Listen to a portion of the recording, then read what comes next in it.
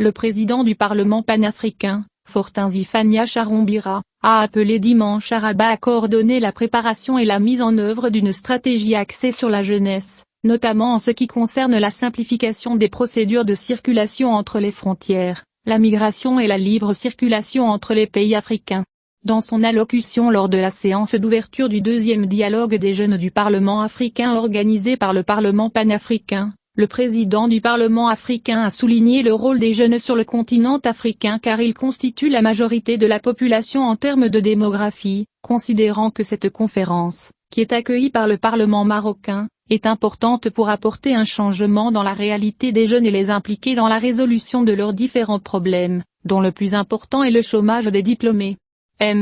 Charombira a noté qu'en dépit de la richesse des ressources et du potentiel économique dont regorge le continent africain, la jeunesse africaine est toujours vulnérable à l'exclusion et ne bénéficie pas des diverses opportunités disponibles pour atteindre le leadership, en particulier à la lumière des répercussions du changement climatique, soulignant la nécessité de protéger les jeunes contre l'exploitation politique dans les bureaux électoraux. Et après avoir salué le travail du Youth Caucus au Parlement africain, le responsable parlementaire a appelé à intensifier les efforts pour évaluer et améliorer les politiques africaines dirigées vers ce groupe, s'interrogeant sur la possibilité de cristalliser le travail législatif dirigé vers la jeunesse, étant donné que la jeunesse est dans l'attente de ce que nous faisons au niveau du Parlement national pour présenter des mesures pratiques et une législation en leur faveur. Pour sa part, le ministre de la Jeunesse, de la Culture et de la Communication, Mohamed El Madi Ben Zayed, a souligné que les questions de jeunesse concernent tous les domaines, puisque les engagements de l'agenda 2030-2063 comportent des stratégies et des idées pour faire avancer le statut de la jeunesse africaine,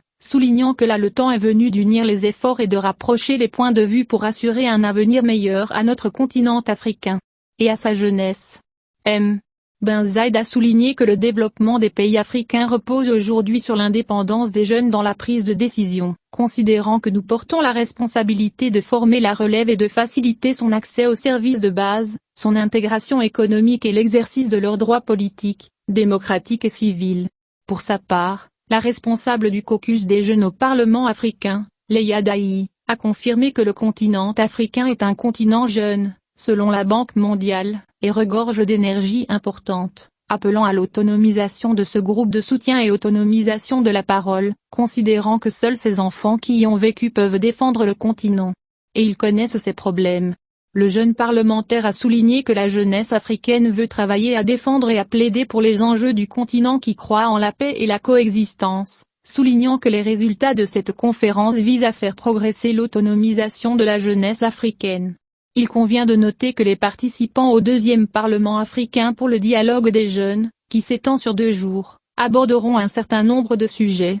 principalement liés à la méthodologie de l'Union africaine pour l'autonomisation et l'intégration des jeunes, les 2 initiatives de l'Union africaine visant à intégrer les femmes et les jeunes financièrement et économiquement, et l'initiative appelée 1 million Next Level. Cet événement se distinguera également en présentant l'expérience marocaine dans le domaine de l'autonomisation des jeunes, notamment en ce qui concerne la mise en place de conditions appropriées pour la libération des jeunes et leur permettant de prendre les devants dans les questions de développement, ainsi que le rôle des parlements dans l'autonomisation des jeunes, et l'autonomisation des jeunes par le biais des engagements juridiques et continentaux actuels pris par les États membres. Aborder la question de l'autonomisation des jeunes et le rôle des droits de l'homme et de l'état de droit dans la promotion du rôle des jeunes.